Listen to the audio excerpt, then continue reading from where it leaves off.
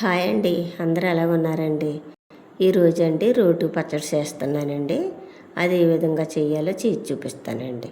ఈ రోటి పచ్చడిలోకి అండి జీలకర్ర, ఉల్లిపాయ, చింతపండు, ఎల్లుల్లిపాయలు, 12 పచ్చిమిరపకాయలు, కొత్తిమీర, రుచికి సరిపడగా కళ్ళుప్పు తీసుకున్నానండి. ఈ పచ్చడికండి ఆయిల్లో వేగించవసరం లేదండి, చుక్క నూనె అవసరం లేదండి, పొయ్యి మీద వేగించవసరం లేదండి. పాత రోజుల్లో ఇలా చేసుకునేవారండి. ఈ పచ్చడి చాలా కమ్మగా ఉంటుందండి.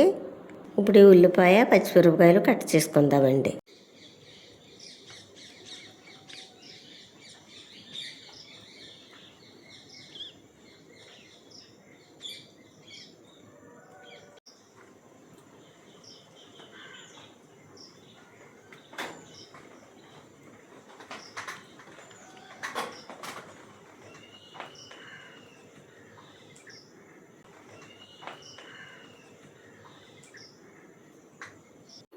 నోటికి ఏది తిన్నా రుచి అనిపించినప్పుడు ఈ విధంగా చేసుకుంటే చాలా బాగుంటుందండి.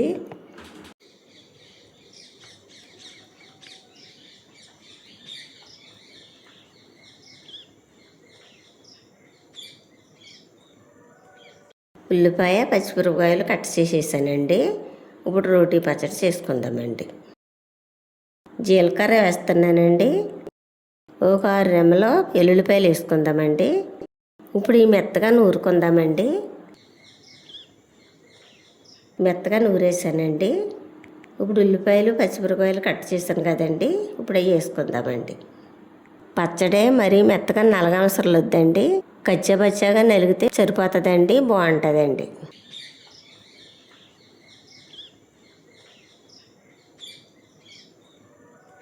పచ్చిమిరపకాయలు నలిగిపోనియండి. ఇప్పుడు ఉల్లిపాయ ముక్కలు వేసుకుందామండి.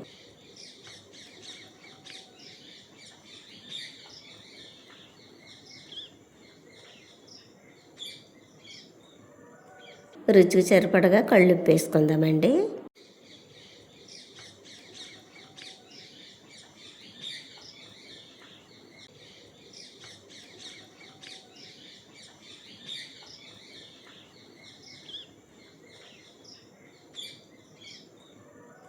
ఇప్పుడు చింతపండు వేసుకుందామండి. కారం ఎక్కువగా కావాలనుకుంటే చింతపండు తక్కువ వేసుకోవాలండి.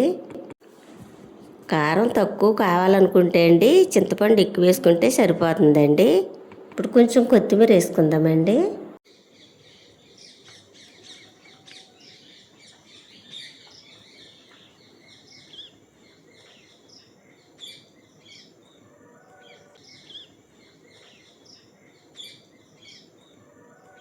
రోటీ పచ్చడి రెడీ అయిపోయిందండి.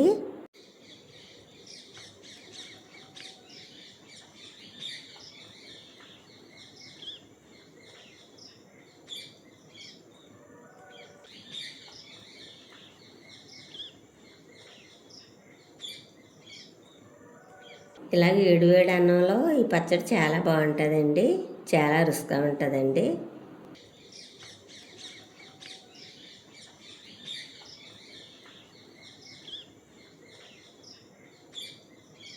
జలుబు చేసినప్పుడు కానీ, జ్వరం వచ్చినప్పుడు కానీ నోటికి ఏది రుచి అనిపించదు కదండి.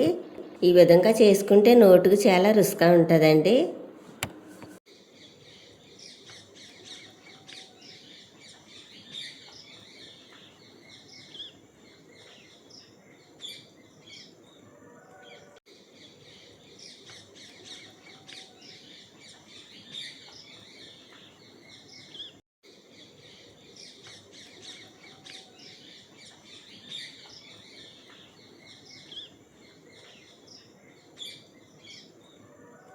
రోటీ పచ్చడి చాలా బాగుందండి, చాలా రుచిగా ఉందండి.